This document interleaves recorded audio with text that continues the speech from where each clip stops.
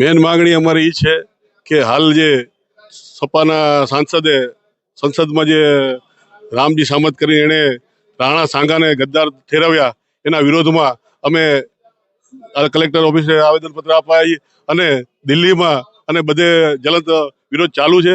હરેક રાજ્યમાં વિરોધ ચાલુ થશે અને આખા ભારતમાં એવી રીતના વિરોધ ચાલુ થશે. જો એને સસ્પેન્ડ કરવામાં નહીં આવે તો આનાથી પણ વધારે જલદ અમે કાર્યક્રમ આપશું. આજે અમે લોકશાહી ઢબે આવેદનપત્ર આપીને વિરોધ દર્શાવીએ છીએ, પણ આગળ જો આનો કોઈ પરિણામ નહીં આવે તો ઉગ્ર આંદોલન કરશું, જેલ ભરો આંદોલન કરશું અને જે પણ કરવું પડે એ તૈયારી રાખશું અને એને ભોગવવું પડશે અખિલેશ પાર્ટીને. આજે જે આગ્રાની અંદર ભાજપના સપાના જે સાંસદ છે એણે જે બફાટ કર્યું છે એના માટે અમે બધા રાજપૂત કરણી સેના તમામ હિન્દુ સંગઠનો બધા ભેગા થઈ અને કલેક્ટરશ્રીને આવેદનપત્ર આપ્યું છે. અમારી જે રાજપૂત કરણી સેના છે એ કચ્છ જિલ્લાના 10 તાલુકામાં અત્યારે બધા તાલુકે પણ આવેદનપત્ર અપાય છે.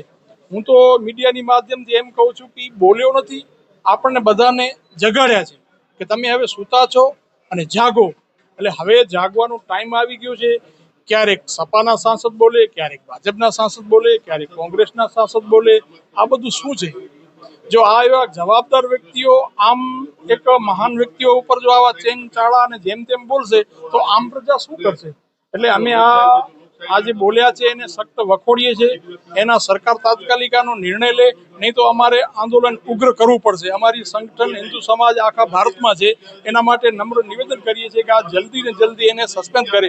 જેમ અધિકારીને કોઈ ભૂલ કરે તો એને સસ્પેન્ડ કરવામાં આવે, ડિસમિસ કરવામાં આવે, તો આને શું કામ કરવામાં ના આવે? બરોબર, એવી અમારી માંગણી અને લાગણી છે.